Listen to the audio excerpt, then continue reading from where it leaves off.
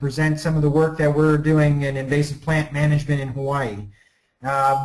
Besides the novelty of being in Hawaii, we are also working on novelties in our technology. So today I'm going to share with you some of my research and development in a technology that we call Herbicide Ballistic technology. The name speaks for itself, but with that in mind, what I'd like to present is a PowerPoint presentation updating you all on what we've accomplished, and also try to identify or share with you where we're at in the process in terms of where we see this going in the future in Hawaii, and hopefully at some point as the technology becoming available on the mainland. Okay, so again, herbicide ballistic technology is a concept of encapsulating aliquots of herbicide into 68 caliber soft gel projectiles. This is identical to the process in manufacturing paintballs. As a 68 caliber projectile, the total fill volume is 2.6 mils. And today we're going to talk about herbicide ballistic technology with encapsulating Garlon 4 Ultra with the active ingredient triclopyr. And this is the formulation that we've identified to be highly effective on our most invasive species in Hawaii, which is Myconia calvescens. What we've identified with herbicide ballistic technology is a capability to treat plants in vertical and horizontal trajectories. We have an effective range of 30 meters, which is about 100 feet, and with sub-meter accuracy. So being able to administer lethal applications with long-range accuracy is the novelty that HBT introduces in weed management. Myconia is a weed in our natural areas, in our watersheds, and Hawaii's watersheds and natural areas are quite inaccessible and have extreme topography with sheer drop-offs and a lot of cliff sides. And incidentally, this is where Myconia tends to also congregate and colonize, and compared to conventional methods of application, the HBT is able to acquire these particular targets that otherwise are inaccessible to the current methods of application. With that in mind, I thought what would be really interesting and useful is to start off the presentation with a YouTube presentation of giving a rendition of how the HBT platform works and how this works from a helicopter application. So one of the utilities that we've identified with HBT is the ability to target Myconia that are otherwise inaccessible, residing on cliff sides. Also, we found, or we're finding, that it's enhancing our capabilities in surveillance. So think of it as destructive monitoring. So as opposed to surveying an area and recording living plants, we're recording areas of effectively treated plants. So with that, I thought it would be nice to show a brief 2-minute video of how the HBT platform works and then share with you some of the data that we've calculated thus far.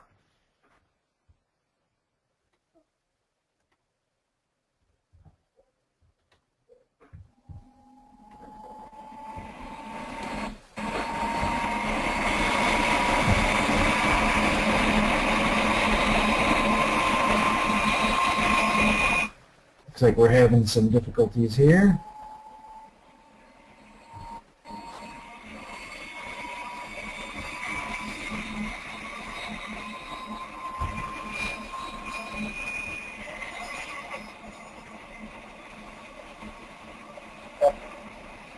In Hawaii, we use the Hughes 500 aircraft. And crew members include the pilot and the applicator, both seated on port side, and a spotter seated on the starboard side, front side. All of us searching for Myconia and maintaining situational awareness.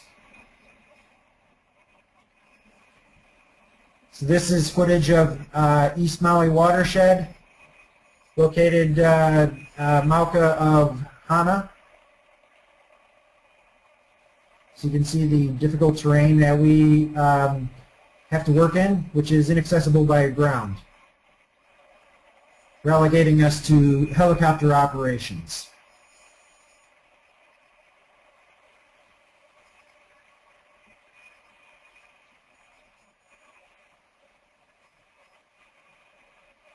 The camera is mounted on the gun or on the applicator.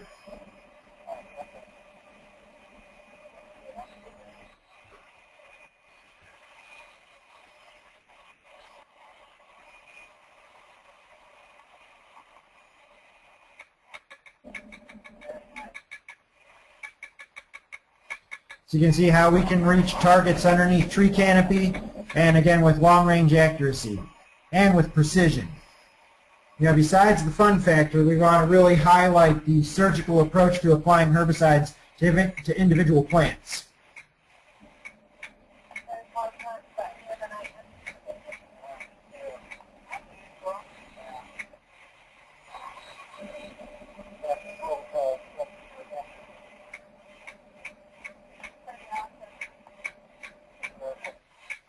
So these are incipient targets that are located outside of the core infestation, and these are high-value targets that are very important to remove from the landscape. This is the least expensive approach to an effective containment strategy.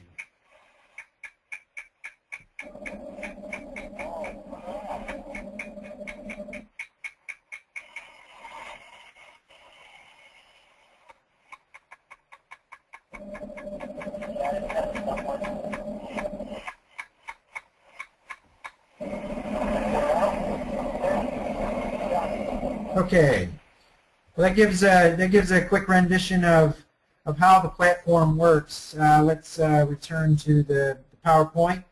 So you got an idea of how the platform works. Like I was suggesting earlier, is what we found with the HBT platform is the ability to hit all targets. All targets are now accessible, particularly from the helicopter platform. What we're also finding out is despite the cost factor of using a helicopter, when we price it out per unit area, it actually becomes quite economical relative to other options. So, and it also improves the value of a surveillance operation. So being able to quantify performance along with progress being made towards reducing populations or eliminating them towards an effective containment strategy. So just a little background on the target species that we're going after, Myconia calvescens. It is native to South and Central America, and one of the problems, and there's several features to it that make it highly invasive to Hawaii. It's also a bigger problem in Tahiti. So in the Pacific Basin, Myconia is a very hazardous plant that can have severe impact on our native watersheds. Excuse me. It is self-fertile, so it's the seed are viable without any pollination from other plants. The infructescence can produce over 200 fruit, each containing close to 200 seed.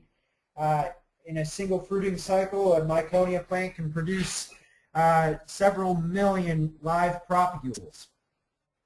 The fruit are small and edible, making it prone to frugivorous activity and dispersal. In Australia, they've identified a dispersal range of over 2 kilometers.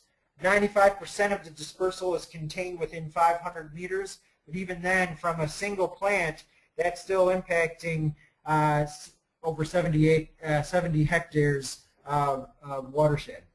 It's the dormancy of the seed can last. The viability is over 20 years, and it can germinate in almost pure darkness under shade canopy. So it's not disturbance related, and in fact is able to establish and displace native vegetation that's intact, and that's the other hazard. So when we talk about incipient plants or satellite targets, those are high-value targets because the capability of impacting a large area of intact forest.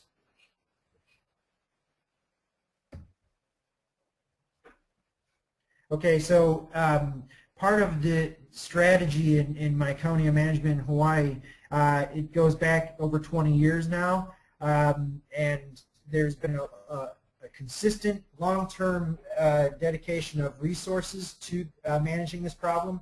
So for instance, here we have recorded Myconia targets by the Maui Invasive Species Committee since 2006. You can see what we're looking at is, here's the core infestation in Hana, and you can see how it's spreading out into its suitable habitat, the lower elevation coastal areas. It does have an elevational range of up to 3,000 feet, so it has literally only occupied maybe half of its suitable habitat.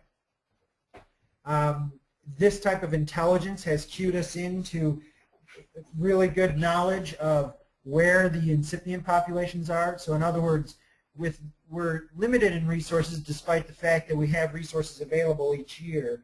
And we're now in a position of having to make smarter decisions about how we approach or maximize the return on investing these resources.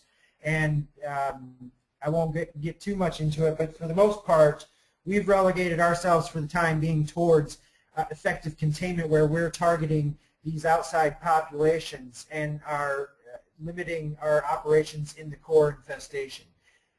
These are higher value targets where an individual can impact intact forest versus individuals that are amongst several of their cohorts.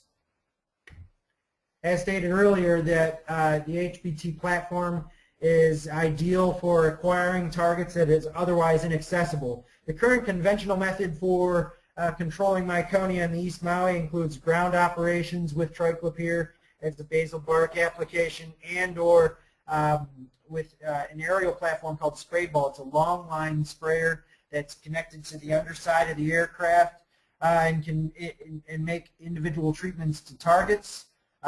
It's still very effective, but is only able to treat targets that it can hover over and make contact with. So again, and also it's less ideal for surveillance operations because you have an 80-foot long line that's hanging underneath the aircraft, making it more hazardous. With the HBT platform, there is no external components to the aircraft, and allows for the pilot to get closer and for low-level utility flight surveillance. Also, it's worth noting this statement here. This is research out of Tahiti where they were able to identify topographic slope as one of the determinants for identifying where Myconia is most suited. And in fact, they can be found on some fairly steep terrain, which again is inaccessible by ground, and in many cases not accessible to the spray ball as well. This picture here is a picture of the Wailua Wall. This is the K&I Peninsula, East Maui. You can see these red dots indicating where we're finding targets on this mountain face.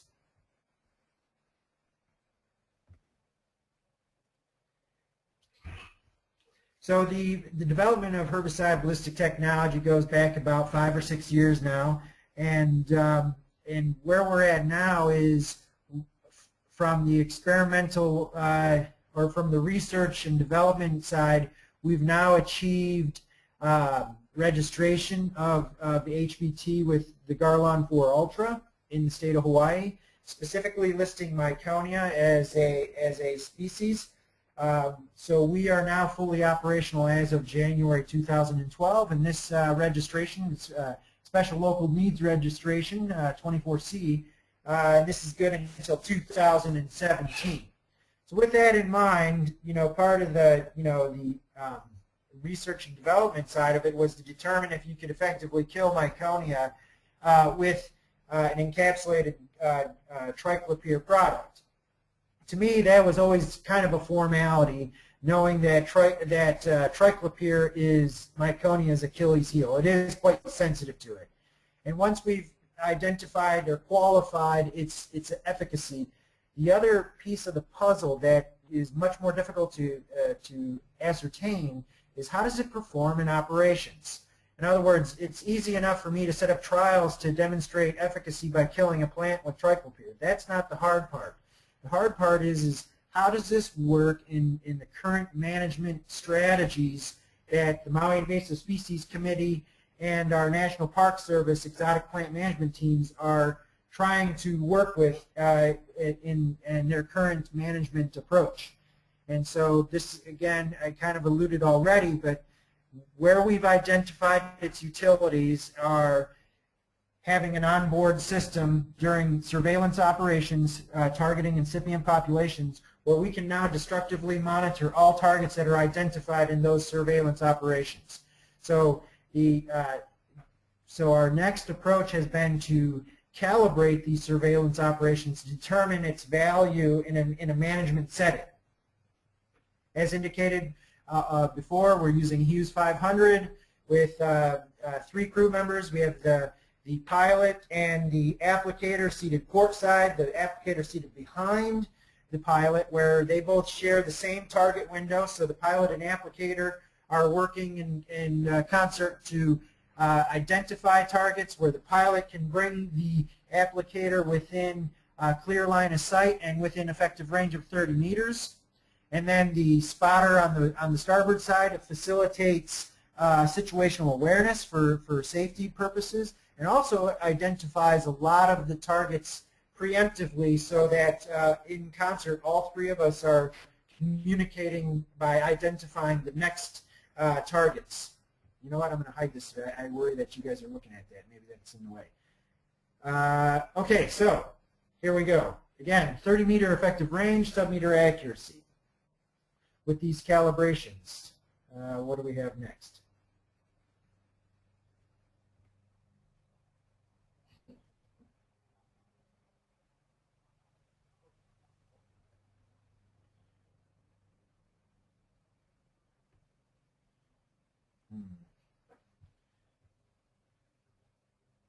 My computer does not like me right now. One moment.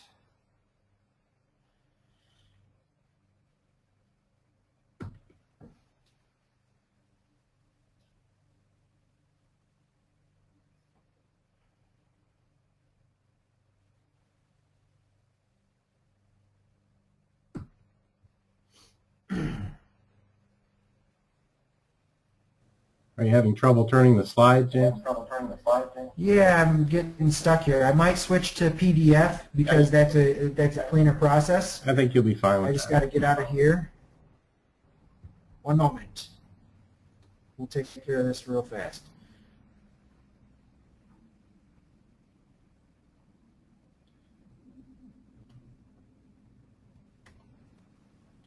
Okay, let's continue on.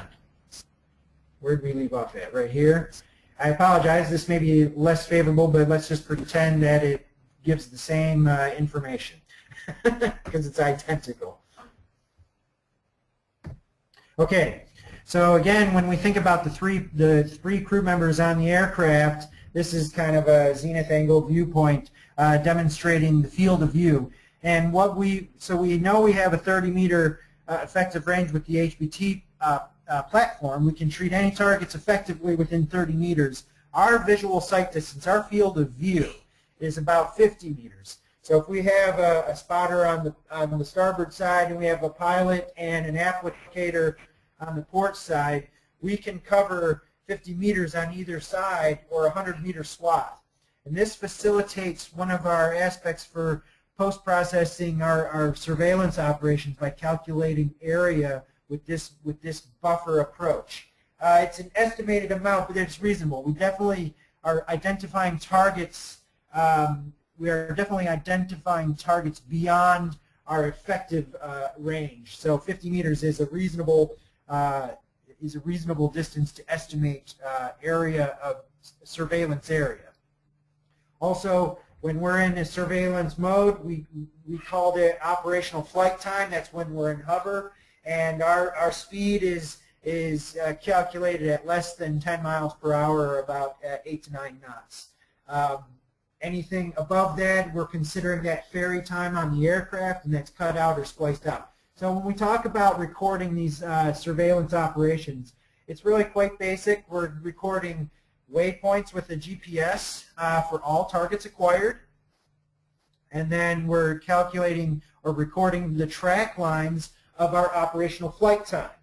And with those two parameters being recorded, we can calculate several different features related to time spent in surveillance, area covered, and also the number of targets that relates to target density. And what you're going to find out is the capability of being able to record these basic values in our surveillance operation really allows us to start to project performance of the platform itself, and also progress in the overall strategy for reducing these incipient populations that we're going after.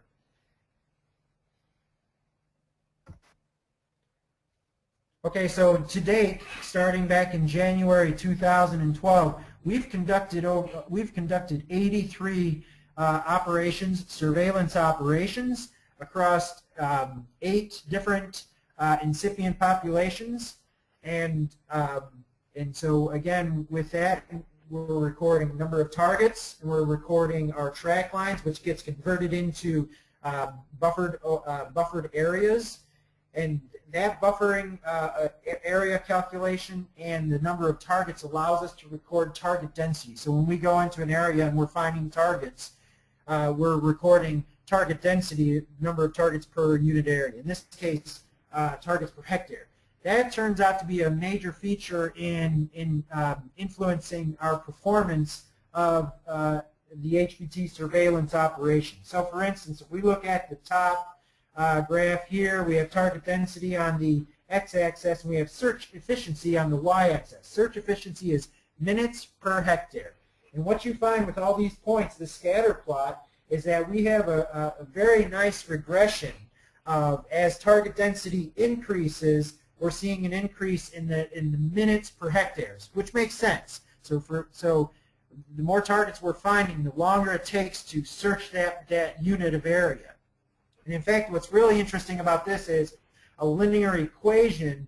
We can actually break down the components of that equation. So for instance, the y-intercept, which is where there's no targets detected, that it has a value of 1.1, which is to say that to search 1 hectare where no targets are detected, we can search that area in 66 seconds, which is approximately,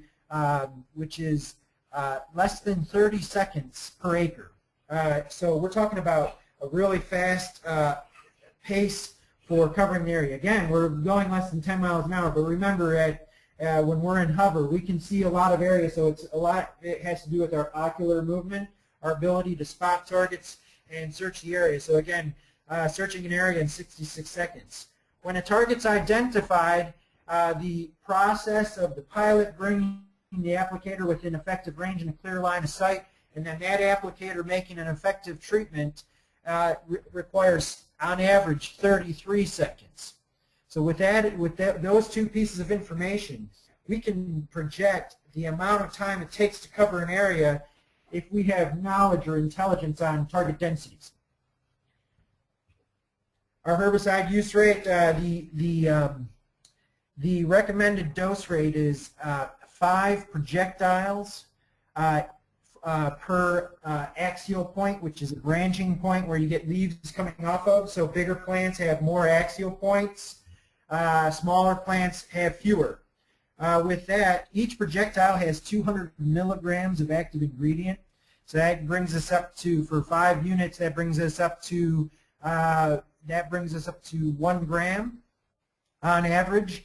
We're applying 5.5 grams of triclopyr per target identified, and you can see again another nice linear regression, positive correlation of target density related to herbicide use rate, which obviously means that the more targets we find, the more herbicide we're using, but we're using a consistent amount per target identified. And again, to highlight the fact that we're focusing in on fairly low target densities, these incipient populations in remote areas, where our operations have never exceeded 3% of the maximum label rate, and in fact 90% of our operations, out of the 83 operations conducted, have resulted in less than 1% of the maximum label rate. So again, highlighting the surgical approach to delivering an herbicide to individual targets and using and taking a lighter footprint approach to large-scale landscape management.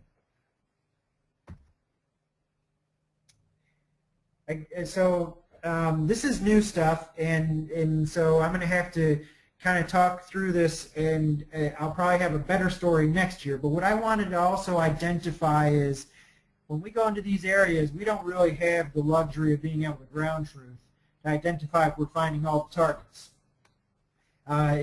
Again, it's inaccessible, and the other piece is that, you know, with helicopter flight time, it's expensive, and we're dedicated to finding all the targets that we can, with the notion that we're doing the best that we can with a consistent platform and a consistent approach to identifying all the targets. One question we have is, are we finding all the targets? So again, we are looking at adoption of a new strategy that we're, for the time being, we're calling high-frequency saturation surveillance strategy, meaning if we're finding less than 100% of those targets, how many times do we have to go back into an area before we find undetectable levels of the population? In other words, extirpation of that population. Now, mind you, that's not saying that we've exhausted the seed bank and we've completely eradicated the population. That's not the point, but it is a strategy that leads us towards long-term management and maintenance of these known populations.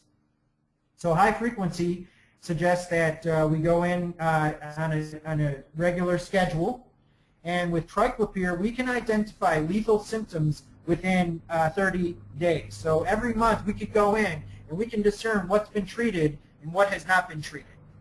So here's an example. This is New Ailua Valley. This is the Kenai Peninsula for those of you who are familiar with Maui, but maybe not. But in May we conducted a surveillance operation where we swept 50 hectares in that operation. And so what you'll see is a buffer categories: monosat, bisat, trisat, quadsat, and quinsat. I apologize, there's someone mowing outside, so but hopefully they'll go away. What that indicates is, so monosat indicates that this is a single pass where all the areas that we covered in this operation, it's the first time that we've searched this area. So that's what we call monosat. So if we go to the next slide, where June 2012, you'll see the color codes indicating monosat in green, meaning that that's the first time, first time entering an area, and then yellow indicating that that's the second time that we've swept that area. So we go, you can see the areas down below, and then that's June 2012, the next month later. Then we had a delay and we came back out in October. You can see we're already up to trisat in that area, and also quadsat in November. And then finally we're up to quinsat in purple. You can kind of see how the saturation levels of our surveillance area are filling in.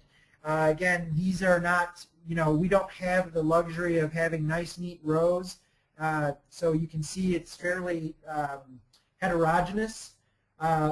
Two things. One is pilots have to deal with the environmental conditions, wind, topography, and all those features. The other one is we have intelligence of where those targets are located. And so when we focus in on this quinsat area, we also find that that's where a lot of the targets we're finding. So we tend to focus in on where we know targets are located and then radiate out from that. This is, for those of you who have knowledge of GIS, this is taking those track lines, those operational flight time track lines, and breaking them up into vertices, which is basically a point recorded from the GPS device that calculates a track line. Well, we know that for every point recorded, that was recorded every 5 seconds. So our actual geographical track line can also be calculated into flight time, an actual time element. And you can see in the history of managing this particular area, a lot of our flight time is dedicated to the Quintsat area. In fact, it's the overwhelming proportion of our flight time is dedicated to this area. These are in minutes, where we've dedicated so far historically 23 minutes in the monosat, 50 minutes in the bisat, and 145 minutes in trisat, 102 minutes in quadsat, and then finally 200 minutes in quintsat. Again, knowing that that's where those targets are, we spend most of our time in there, and then we start to radiate out into other areas in search of targets, other satellite targets. And this probably should have went first, but here is the history of recorded targets from May of 2012 to December 2012. You can see a huge majority of our targets are found in that Quintsat area, where the monosat, the green, got one here, we got another one here. There's only 3 monosat or targets that are identified. And again, it progressively increases with the level of saturation, suggesting that there is some sort of correlation to the more times we go into an area, the more targets we find. This tells us at least one thing that's very important, that this is, and that is that we are not finding all the targets in a single operation. It takes several operations, and every time we go in, we are finding new targets. Every time. That's a guarantee. We expect that. We do not expect to find 100% of the targets in a single operation. In fact, here you have waypoints that are color-coded and overlaid on the Quintsat level saturation, and you can see these purple dots. Those represent targets found in December, which means that we're still finding a large number of targets despite the fact that it's the 5th time we've been in there. However, we're also identifying that that's a heck of a lot less targets than we found the first time we went in there, suggesting that there is a level of efficacy in our ability to detect and eliminate targets from that area. And this is a concept that we're developing that we call detection efficacy, excuse me, which is related to the number of targets that we found in the previous operation relative to the number of targets we're finding in the next operation, and basing that on are we finding less targets each time we go in. And on the bottom, what we're finding is our detection efficacy from May to June, and from June to October, and October to November are 61%, 46%. We dropped out. We were dropping down. 64% in October to November. We're increasing, and then again a poor month at 0.42 from November to December. Our mean detection efficacy is 55%, which is in some cases it would suggest that maybe we're not that effective. We would like to be 70–80%.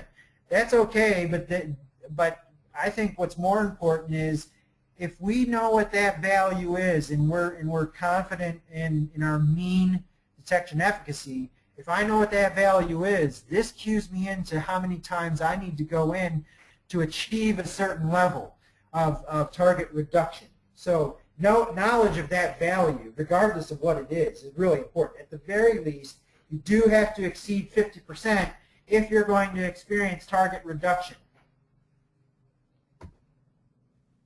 So knowledge of detection efficacy to project reduction of target population. So this chart here, this is actually detection efficacy for all 7 of the incipient populations that we're currently recording. And so some interesting here is, for the most part, again, we're averaging somewhere around 50 to 55%. And what's interesting about this is you'll see in October, November, and November to December, we're at 57 and 64% target reduction. That's really good. From June to October, where there's an interval of up to 4 months, we're now looking at 0.42%. So what does that potentially mean? What's interesting about this is eventually, and we're not ready to count this, but we're seeing it anecdotally, is the difference between 4 months, June to October, and 1 month, October to November. Any new targets that we find within 1 month, we know were targets that we missed the previous month. So that's our rate of detection based on our ability to find and eliminate these targets. June to October is 4 months, and this is also the summer months, which in Hawaii, we also have a summer season, where we anticipate that that's when we see Myconia recruitment occurring as well. And so this drop in detection efficacy may in fact be confounded by recruitment during that time period. And so right now it's a confoundment to what we're trying to analyze, but ultimately this is going to trigger us to being able to project and calculate recruitment rates within incipient populations with these values being recorded. Below we have target reduction with high-frequency surveillance operations. So if we had detection efficacies of 0.4, 0.5, or 50%, 60%, and 70%. Whoops.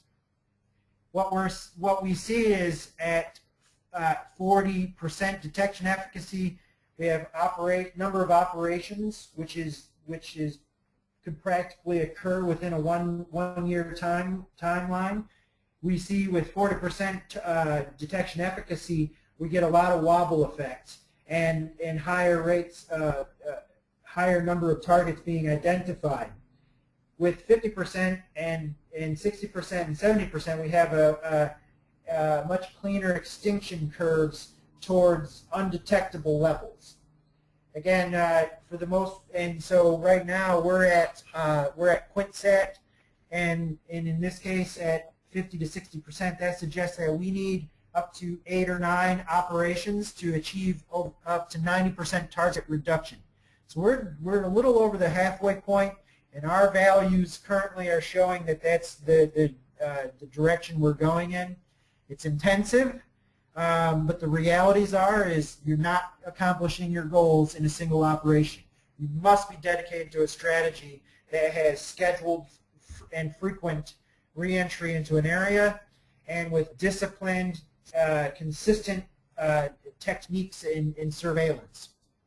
So despite the fact the HBT platform is interesting and is effective in eliminating targets, but really what cues us in with this new technology is the value of surveillance and the value of recording what you detected and how it relates to future or subsequent operations, the history of our operations, and being able to project performance and progress in our management approach. Again, I don't pretend to know how we would actually improve detection efficacy, but again, if I know what that rate is, and if our average or our mean is consistent based on our techniques, that's good enough for me if it comes down to being able to project the resources that we need to cover an area. Let's see. Okay, so again, if we go back to our knowledge of all the recorded Myconia targets, and if we were to adopt an effective containment strategy, our approach now is to focus on these incipient populations, and the blue and green arrows are where the incipient populations are currently located that we're managing right now. We need about the 2 to 4 year timeline for reaching 90% target reduction is very achievable. We are getting closer to that approach. Once we start to get into heavier infestations in the yellow arrows, this is where it gets tricky. But again, as an effective containment strategy, where this approach is going to perform the best is if we have it integrated with coinciding process for developing biocontrol in the core infestation. If we remove all of our resources, current management resources, from managing the core infestation, we start to focus on the incipient populations. basically what we're trying to do now is remove the shades of gray within here and increase contrast, if you will, between the core infestation and the surrounding incipient populations, to where we've completely eliminated these and these, and our problem now is honed in on this bullseye, where we can allow for, we can accept increased densities of the Myconia, potentially into monotype, and really focus our biocontrol efforts in that area, and focus our other management and surveillance resources to these surrounding areas. So it has to be an integrated approach where we have different technologies being developed and deployed. Let's see. I think that's it for the PowerPoint, and we're at 8:43. And with that in mind, let's see. Where am I at here? Let's see. Is there any other fun stuff? Maybe at this time.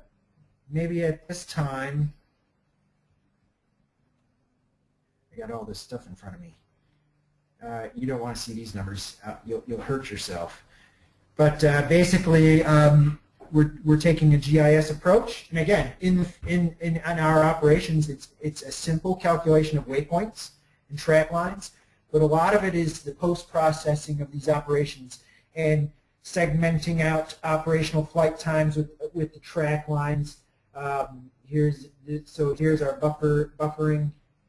You know, this is a whole other discussion, actually. But again, it starts with track lines and it starts with waypoints. And from there, we can calculate buffer areas, and then from those buffer areas, we can combine them to identify the overlaps. And these overlaps are queuing us into search efficiencies, which are an important feature, and detection efficacies towards target reduction. These are values that really tell us if we're doing well or not. With that in mind, Steve, I don't know if you can hear me, but that's the end of my talk. And if we do have time, I'm available for questions right now. Okay. Very good presentation. Thank you. Very interesting approach. Do you have any? One of the questions that someone asked was if you have any pictures of the technology in action, you know, aside from the video. Let me think on that. I think oh shoots. Well, embarrassingly, I'd have to search around in the images. I do. Where am I looking? One moment. Let me see if I can.